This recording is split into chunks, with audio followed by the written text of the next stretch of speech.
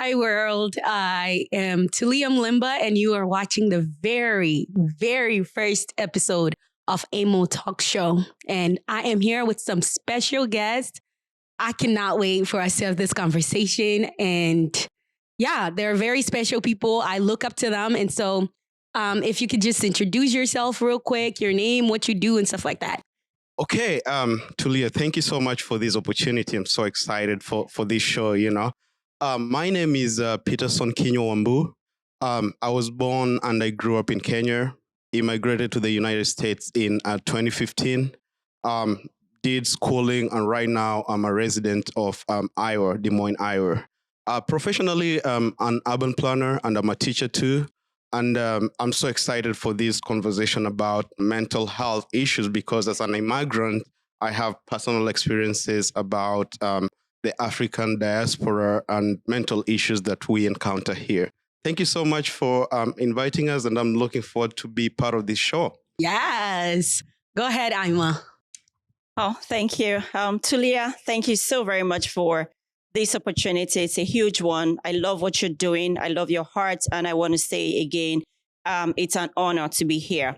So hello, everyone. My name is Ima Egbelaki. I am originally from Nigeria. I migrated to the United States in 2009. So I currently live in Des Moines, Iowa with my family. Professionally, I am a social worker. I am also a family life practitioner.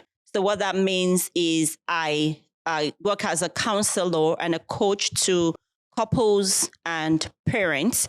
My heart right now, it beats, really hard and fast for immigrants in, the United States. I believe that immigrants are different. We're all cut from a different fabric just because of our experiences. And we're here for the community. And I love, love, love what this show is about. And once again, thank you. Just like I said, you guys, they're special guests to me. They mean a lot.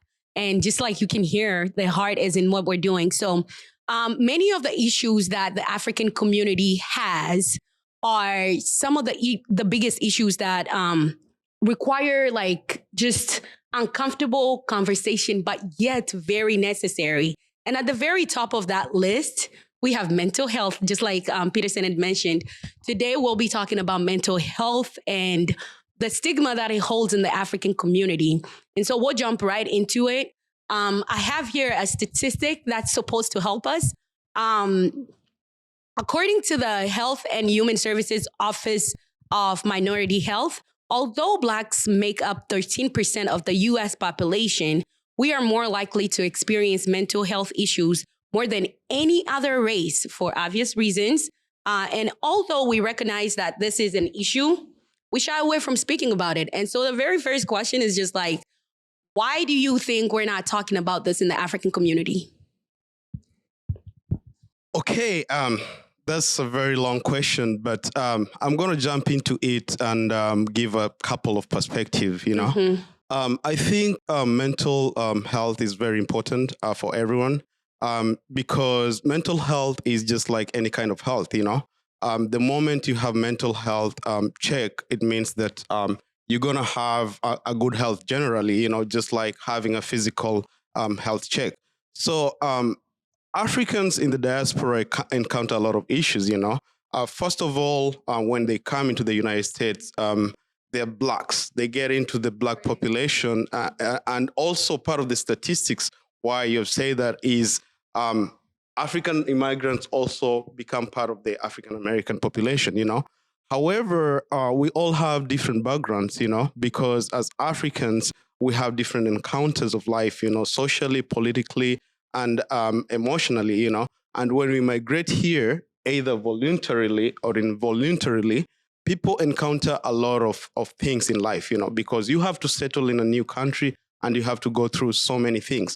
So I think personally, mental health, sometimes it's not on the list of most immigrants or African immigrants, because they're dealing with so many issues, There's a lot of expectation from the society. So the shying away is part of the culture of not having the mental conversation on the table, So we tend to avoid that conversation because we have a lot of things to think about, Come to think of it, you are either uprooted from your country, either voluntarily or involuntarily.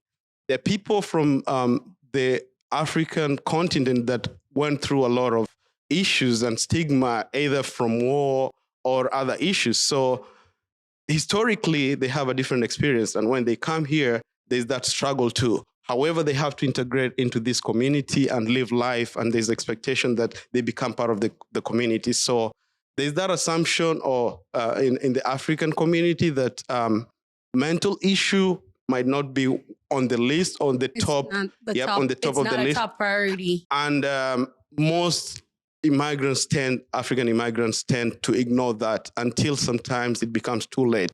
And that's why we see African immigrants here sometimes encounter so much issues because they had to wait until it's too late, Okay. So that's a general observational perspective. But I think there's more into that apart from what I just said. So let's hear from Emo. What do you think? Yeah, so I think I'm just going to dive right into it to say that. Let's do it. It is common knowledge that Africans, even immigrants of African descent, are coming from a very hard place.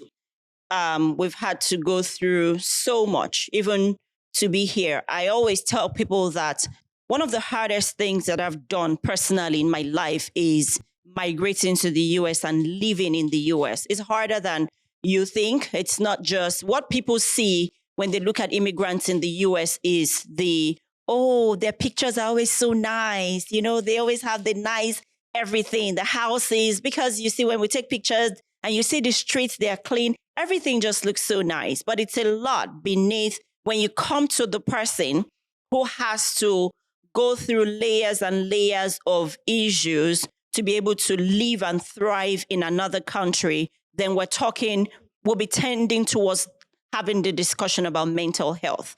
So to your question about why people don't talk about it is this: the hardship. We're coming from hardship. There's no shame in that. Right. There's no shame. It doesn't make us less of who we are. And because we're coming from hardship, most people, maybe in our own generation, I don't think we experienced the war. Maybe some of us did not experience the war from our home countries, right? Continue. But our parents did, right? Our parents did. And these are parents that had to raise us. Mm-hmm. So the truth is, if you go back and you consider their experiences, even in raising us, I would say, and I would say it humbly too, that most of them were broken people who had to raise kids. And when you're broken, as a broken person, you really cannot raise wholesome kids. Mm-hmm. So I always say it, maybe again jokingly, that if you grew up in Africa as a whole, in the continent of Africa, maybe say about 20, 25, even 30, 40 years ago, we all need therapy. Yes. Because you know what? It means that there are things down there that need to come to the surface for us to deal with. Yes. Now, in dealing with those things, we're still talking mental health. So why don't we talk about it again? Back home, so I'm originally from Nigeria. In those days, when you're talking about the things that we associated with mental health is people losing maybe like their brains. Insanity. Or like insanity. And then the way going mad. And the way it was, it was, exhibited most times. So I grew up seeing people on the streets, people who were insane. They'll be on the streets. They were picking food from the dumpsters. Some kids were running after them and chasing them, and they're also trying to chase them. And then they are talking on the streets. They're talking to themselves and talking to a crowd of people. It was like theatrics, right? So I feel like a lot of Africans still have that mindset. So such that when you hear mental, just the word mental, most people do not even wait to hear the other side, like illness, because mental illness is actually like illness like any other illness, like cancer, like diabetes, like high blood pressure. But we don't wait to hear the other part. Once we hear mental, it's like insanity. And that's it. So because of that, we kind of like, oh no, because I don't want anybody to associate me with madness, with insanity.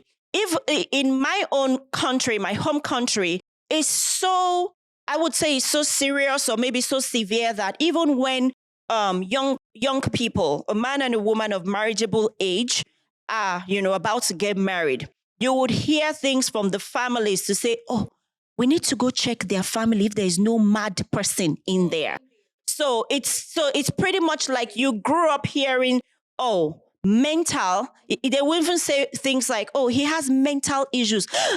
That means he's insane. That means the person will probably soon be on the streets picking food from the floor and stuff like that. So I think that whole mindset, and that's what we've been fed over the years, is one reason.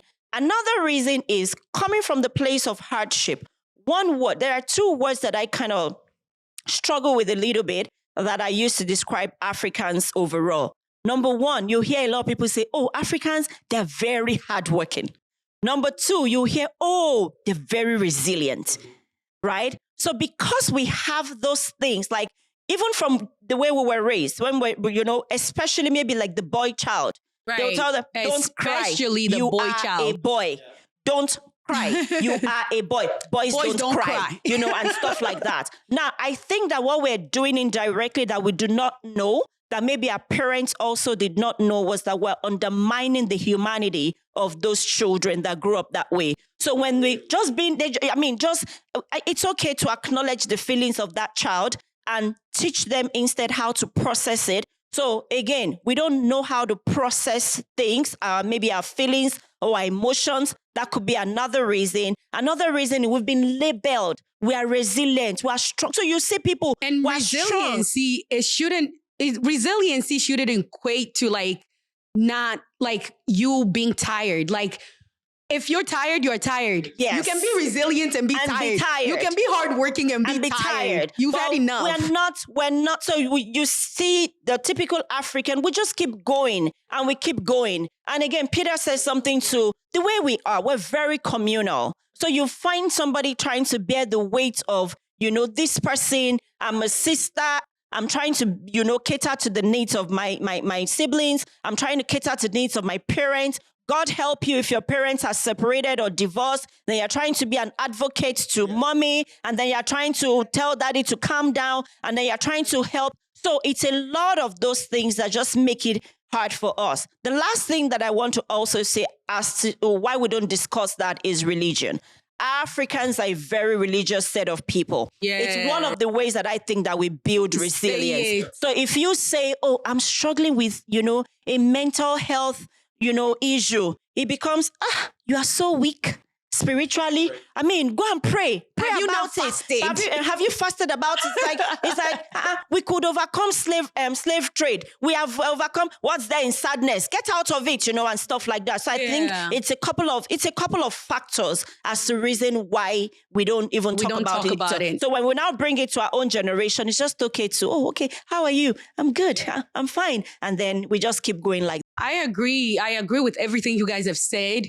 From my own experience, I think it's always been labeled when you hear the word mental health. Matter of fact, in all the languages that I speak, there's no word mental health. Linguistically speaking, there isn't a word for it.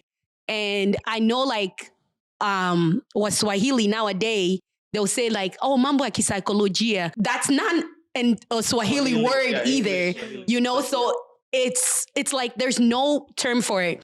In my mother tongue, when you say mental health, oh, alinishile, they're crazy, they're insane, they're mad. So same thing that you just described. It's like linguistically, the way our languages and our cultures are set up, there's no place for mental health. But, those issues didn't exist, because linguistically, they we tend to have words for things that have been there generationally. I think just really that we just did not acknowledge it. And many of us are still not acknowledging it. The other thing that I was going to say is that in our Swahili speaking community, it's seen as a Muzungu thing. Oh yeah. It's an Oibo man's problem. Mm-hmm. We do not go through that. Well, let me just say that there has been so much that has happened to the African people, beginning with colonialization, going on to slavery, and going on to post-colonialism and how we've been treated as a people.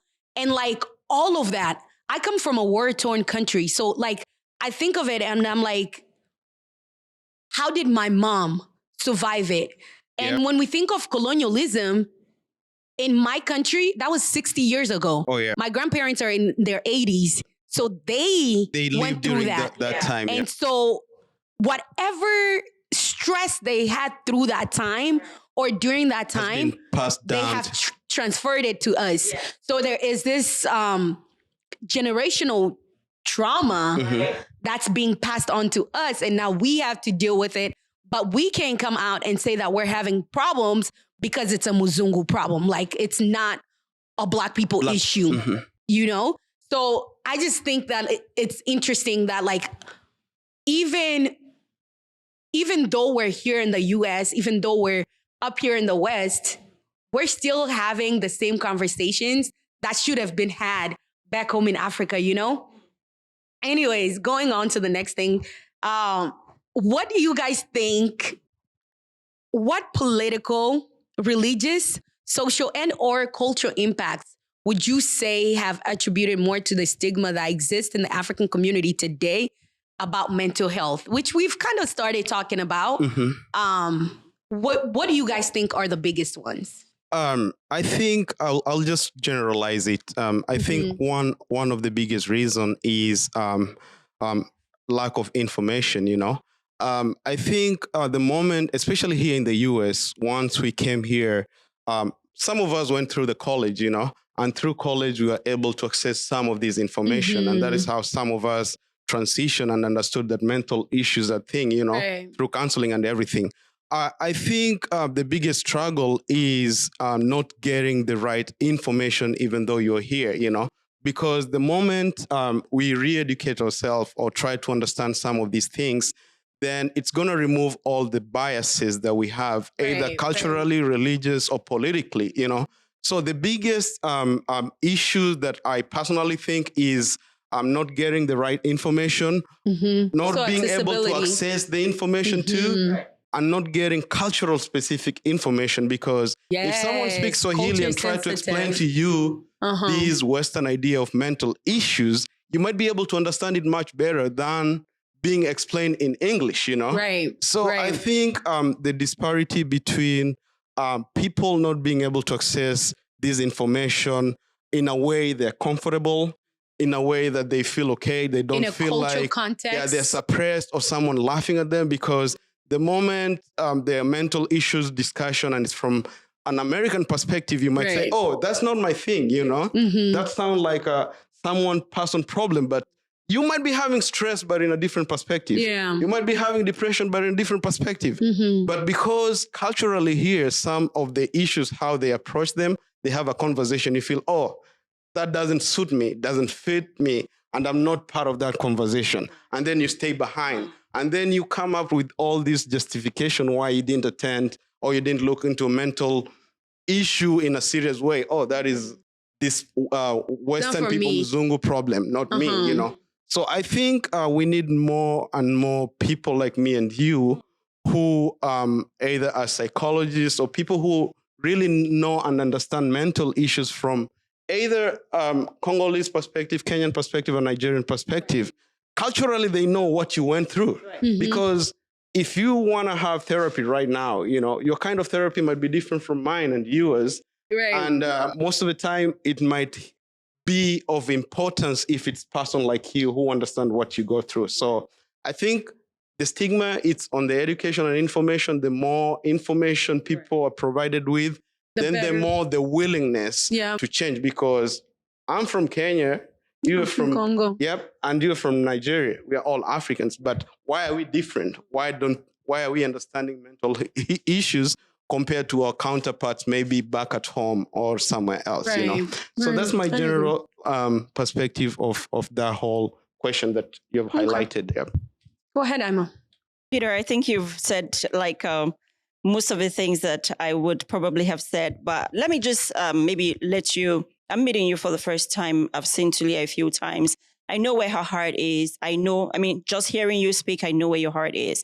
So for me, I'm a social worker, and the reason why I chose that path is because of this. Just looking at our people and thinking how to better help immigrants of African descent to thrive in a different world, because the Western world and African world, I think they're like worlds, even world, like day and night, right? So my ultimate goal is to be a therapist, right? Right now I can function as one, but I'm not licensed to be able to do that. And, like, again, like back home, you see a lot of people say, oh, I'm a therapist. You haven't undergone the training. You don't have the license, then you cannot do that professionally. So, but where am I getting to? It's the same thing. The cultural limitation is huge. One of the things that I tell them in my school is we cannot continue to use a one size fits all approach for issues like this for everybody. I am an African. I am different. Like the number of countries, the number of ethnic groups, the number of states, everything in Africa makes it, languages, culture, just makes it hard for us to say, okay, just one person, we're going to use the same way, the same method, for you and you. That's not going to work. So I'm hoping, and just like Peter said, that more people will come on board to just have representatives in like different places. We need more Africans in our schools. We need more Africans to show up, regardless of our accents is there. I mean, most likely it's an African that will show up to a school on a cold winter morning in bright red outfits with the, prints, Ankara prints. Do your thing, yeah. But I always say, show up the way you are. Yeah. And so, in my own circle, it's very common for you to hear me tell people where I come from. Mm-hmm. We shouldn't be afraid. We shouldn't be ashamed to, educate people. I always like to come from the angle of educating people. But however, with educating other people as well, I think we also need to tell ourselves the truth. Africans, when we migrate, we need to try to let go of that fear.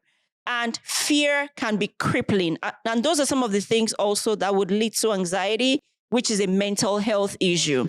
So you find out that when we come to like maybe the Western world or something, we want to also just play small. We just want to stay in our cocoons. We just want to stay with somebody who looks like me. We don't want to fly. We don't want to fly. We don't want to integrate. Integration is hard. When I was talking about that part of the most difficult thing that I have done as an immigrant is because I had to step out of my comfort zone. I still do. Back in Africa, you don't go to your children's school to volunteer. There's nothing like that. When I go to my children's school to volunteer, I see a lot of things. As a matter of fact, the very first time I went, by the time I got into my car, I sat down for the first 20 minutes, I was crying because I kind of was able to then put myself in my children's shoes. And that's the thing. Second generation immigrants, we need to look out for that generation. Because again, we are being raised, just like you said, by people, or we were raised, we're adults, who were raised by people who had a lot to deal with. The same way, I look at my mom and I'm like, wow, how does she function? What's her mental health, her mental state going to be like? But you see them still going on. You see them, still going strong. They're still there, still carrying, burdens that they're maybe not necessarily supposed to be carrying, but, they just do it. But in our own generation, now we're understanding some things. We're understanding boundaries. We're understanding if this person or this situation is toxic for me, you know what, I'm going to drop it right there and I'll move on because I need to protect. So you hear people say, I need to protect my mental space. I need to, yes. Back then they didn't have that. That wasn't the conversation then. Going to my children's school, for instance, let me see, whoa, it's different. Mm-hmm. When they go to school, it's like, and they come back home, it's like day and night. It's different. And I had to be real to myself to say, because the moment my children back then, when they're coming, put your shoes in the right way, put your jacket, have you picked it? Pick it up. But when they go to school, guys, and I'm like, ooh. Ooh. But you can only give what you have as a parent. Mm-hmm. So it's going back to the drawing board to say, you know what, we need to start from there. Yeah. Mental health, I tell people, is not a bad thing. And the truth is, I would say maybe all of us have at one point or at one time or the other had to deal with mental health issues. It doesn't have to be roaming the streets naked or tying no. And that's what I really want to talk about. Like, we'll just go around. Let's go around and just talk about when was a time that you felt like either like you felt it yourself or like somebody else felt it, where you were like outside of your regular moods or outside of your normal behavior. You're behaving abnormally, but at the same time, like you didn't understand what was happening with yourself. Because I know that like for myself, when I was at school, there were days when I didn't want to get out of bed. And especially in the wintertime, I think I always had seasonal depressions. But who am I going to go tell that to, right? You tell mom and she'll say, let's pray about it. There's nothing wrong with praying, yeah? There's nothing wrong with praying. But the Bible says faith without works, it's nothing. It's dead. And so like, if I'm sitting here and I'm telling my mom, like, Ma, like, this is what's happening. I don't know how to handle it. I feel so burdened. My shoulders are heavy all the time. I'm dragging myself to class. I don't want to be there. Meanwhile, like, I'm spending all this money, so I should be there, you know? And as an African woman, like, I've been taught, like, you are strong. Yeah. You can keep, you can keep going, Yes. you know? But then there are times when I really felt like I can't keep going. Like, I'm tired. I just want to be in my room. And there really are times when I just stayed in my room and I didn't call anybody. I didn't do anything to anybody. I just stayed by myself. And so, like, I just feel like that although there's nothing wrong with religion, it's important for us to acknowledge the help that God has sent, you know? And that is talking to somebody. Yep. You know, as Africans, we see ourselves as an extension of our community. And like Ima had said earlier on, was that like, you're always pushing to help somebody else, to do this, to do that, to do that. When in times that you really need to be individualistic and take care of yourself, we don't know how to do that because we were not taught to do that.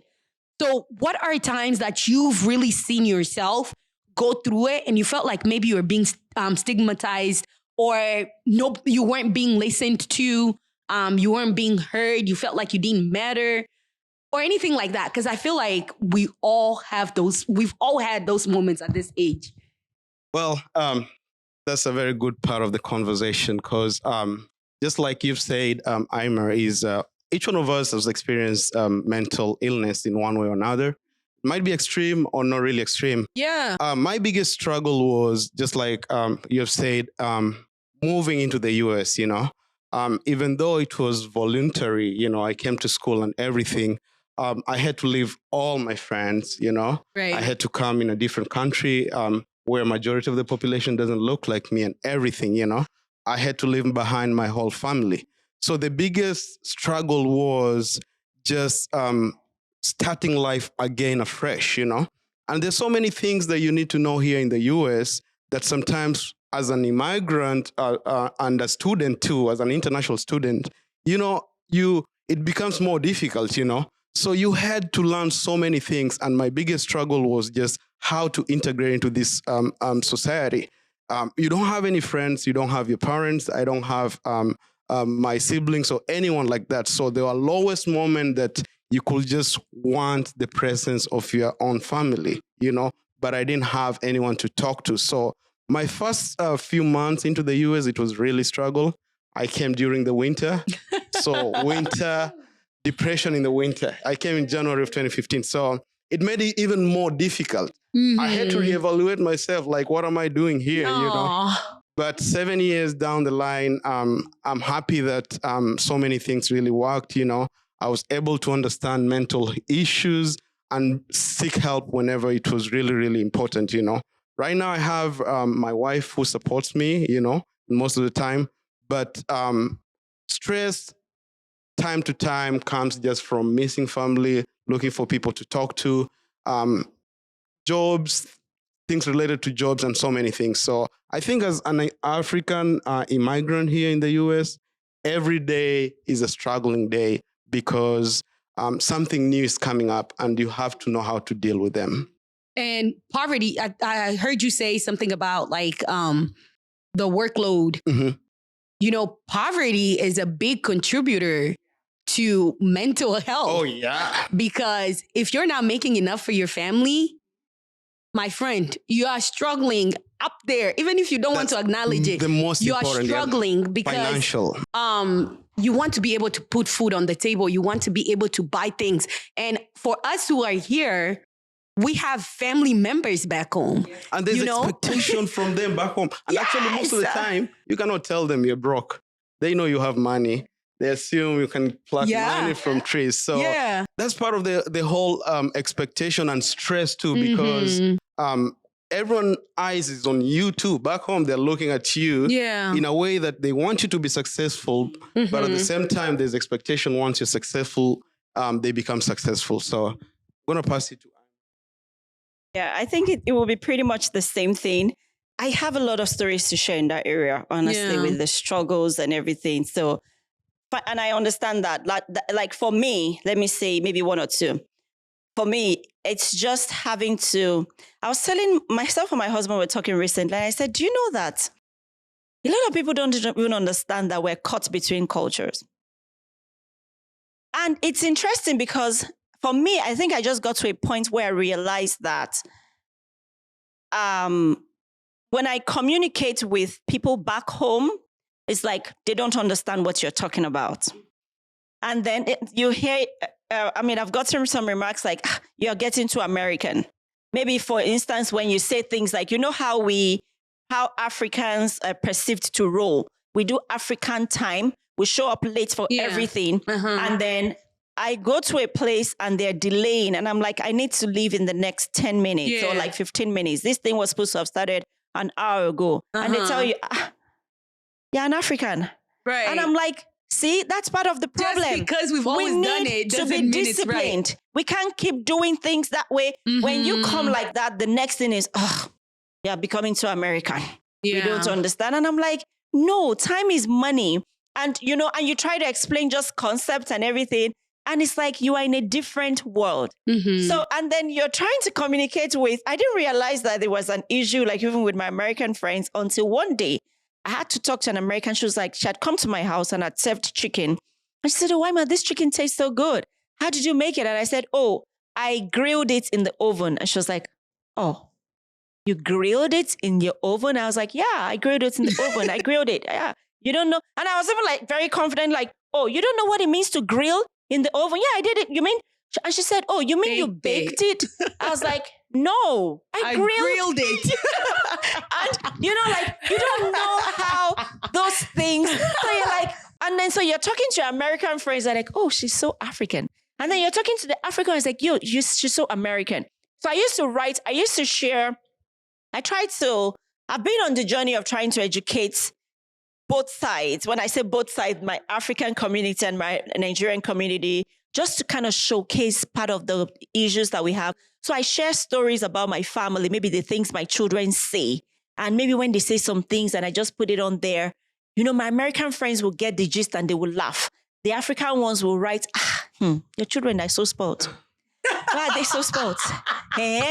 Somebody told you to get off of her bed that you bought for them with your money, and stuff. So I honestly had to run. So when you go on my Facebook page today, I'm like, okay, I don't even know how to write such that this part will get it and that part will get it. And it's a and lot. that itself it can give you anxiety. Oh yes. It really can. No, I no longer write things like that. So people will reach out to me, inbox or personally to say, I'm at those stories. I miss you sharing them. I'm like, oh, probably I can't share because so those things, they might be little, but they give you serious anxiety. Also with the financial part where everybody thinks, oh, you live in the US, you have money. And it's almost like, okay, it's not like I have a lot. And it's worse maybe when I'm an empath. I'm the first child in my family. My parents are separated. So it means I have half siblings and all of that, and various family members, and I'm an empath. So it used to be so bad that sometimes when I go to a restaurant to eat and they put the phone, I see the menu. $15. I would think about the number of people you can who feed. you can, So those things cause serious stress. It and when really you now start, sometimes okay, don't worry. No, thank you. Let me just drink water. Oh, that's a serious. It gets you stressed out, and it gets to your mind, anxiety. So there may be little, but just like you said, it's pretty much like every day there's something new that you have to deal with. With raising kids is the same thing. I was parented a different way. I want to parent a different way. I want to, in one child, put American culture so that they don't go outside and be looking like they dropped from the sky. You want to put the African culture. It's a lot. It's a lot. It's a lot. And I'd like to add to that, the whole thing of like, the struggles that we're seeing in our community because we're not having these conversations, right? I was raised here in Des Moines for most part of my life. And I was raised around Congolese people. And when I say Congolese people, East Congolese people, like where most of us like went through the war, even at my young age, like I experienced war and I may not remember everything, but like there are flashbacks that comes at times. And I know that like some of the things that I've really seen in our community has been like the way people drink. Substance abuse is big in my community. Violence is big. And just like sexual abuse, whatever it is, like all these things. And as I continue to sit down and just like really think about what is it that's harming my people? What is it that's causing this? And I've come to a conclusion that mental health is a big issue in my community and people need to seek help because otherwise they'll be driving and they'll just cause accidents. People will lose their lives. I've seen people drinking and driving, like it's a lot. But one thing I'd like to say and what I've heard from this conversation is really that like people need to seek out help. We need to be educated on these issues. Lack of information has gotten us to the place that we are at, and information will get us to the place that we want to be. And so if you're sitting at home and you are starting to exhibit these issues, seek out help. Really, like if you feel like you are sad all the time, this is not you. I'm like me, I'm a happy person. Everybody knows. If I get to a point where like I'm sad, people will start asking me, people who know me, they'll start asking me like, are you okay? And that's what you need to do for yourself. When you start feeling like I'm no longer myself, I like to dance, but I'm no longer dancing. I like to listen to music, but I don't want to listen to music. I don't want to talk to my grandma, who you usually talk to. Go ahead and seek out help. Those are signs that you might be going into depression, anxiety, or any of these disorders that come with mental health. And there is nothing wrong with seeking help, but do not self-diagnose. You know, we sit there and we say, I think maybe I'm depressed. I remember the first few years that I actually was depressed. I said, okay, I'm depressed. This is what I'm going to start doing. But it was wrong until I got a therapist and I was like, oh, this is what's going on. There's all this trash in my head, you know? So go out and seek help. This conversation has been really good. Thank you guys for coming on. To the people watching us at home, continue these conversations. These are important conversations that need to be held. I like to say that like our parents have struggled and they continue to struggle because of us, some because of where they come from. And so take the time, because your mom honestly cannot go to therapy here. It's not culturally sensitive enough for them to go. Talk to your parents, you know? Ask them, what is it that you're feeling? Because we're so used to like saying like, how are you doing? I'm good. No, that's not what I mean. I'm asking. To name our feelings. Yes, I'm asking you how you're actually feeling. Yeah. So be intentional in having conversations with people. If you mean to ask like how they're actually doing inside, up here and out here, you need to ask them that. Yeah, and there's always someone who will listen to you, you know? So Yeah. Yeah. And I think it's important to just remind us that I know we're viewed as strong, but it's okay to be vulnerable. It's okay to be vulnerable. It's completely Yes. okay to be Yes. vulnerable. Whether you are men or female, please be vulnerable with the people around you. Your support system are the people that will get you in the in a healthy mindset. And so I just want to take the time to thank you guys for coming on today. This was the first episode. Thank you, Tulia. I was so nervous about this, but I can't wait for everybody to see this. I would like for the before we leave, if you can just put your Instagram handles, what you're doing on those Instagram. I know Ima is doing a whole lot of different stuff, so please go ahead and do that. Okay, sounds good. Yeah. Thank you so much, Tulia, for this opportunity and for this conversation. Watu tafuteni help. Go for help. There's someone who always atakusikiza, muongee naye. There's help out there. You just need to know and understand who to talk to. And I think from this conversation, Tulia, maybe we can have more resources whereby the organizations that deal with mental health here around in Des Moines can reach out to members of community, or members of community can reach out to different organizations, you know. That'll definitely be a next step. And Thank you. I think in the future, some of these organizations, if they collaborate with institutions here too, it can go a way forward to offering help to specific populations in Iowa. Yeah, thank you. So on Instagram, my Instagram handle is Family Life Pro. So what I do there, I do seminars and talks and interviews and stuff for, again, couples and parents. I like to talk to couples, but honestly, I would rather we get it right before we get to marriage level. So if you sit with me, I'm going to be asking you a lot of questions about, values. What are the things you're looking for in somebody beyond, the physical, the beauty? Because beauty will fade. Your tall, dark, and handsome, pseudo may not be like that every day of his life. So I do stuff like that. I'm working on creating my website. And one of the first things that I want to do is to give free sessions to people where you can come talk to me for. I'm trying to see if I can do like 30-minute slots or 1-hour slots for people.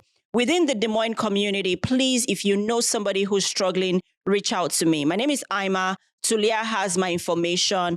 I am African. I hear you and I see you with the struggles, and we're all in this together. Don't be ashamed. Show up the way you are and understand. And please remember that it's okay to be vulnerable. We have left the shores of Africa where maybe then we used to see people who are fat or people who are thin. Like, why is she so fat? Why is she so thin?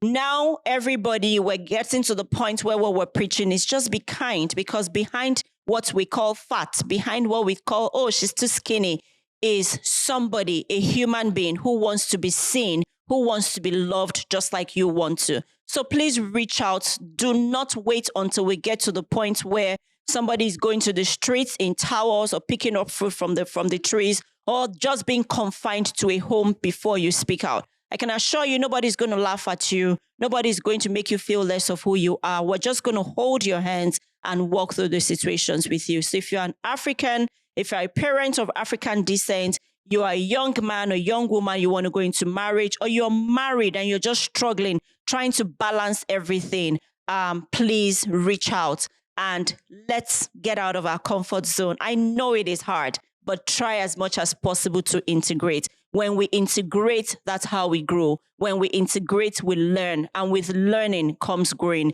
We need to learn things. Africans, we need to unlearn things, and we need to relearn a lot of things. Thank you. Tulia, thank you for the opportunity. Thank you so much. Thank you so much. Thank you guys for staying with us. If you are watching, go ahead and subscribe, like and comment, and share this video to help somebody who might be in need of it. All we are saying is that conversations need to be held. And so this is the beginning of that. If you, like you heard them say, you have somebody who's struggling, send them to us. We're not therapists, but we will find you the therapist that you need, and we'll get you the help that you deserve. So thank you all so much for tuning in. See you in the next episode.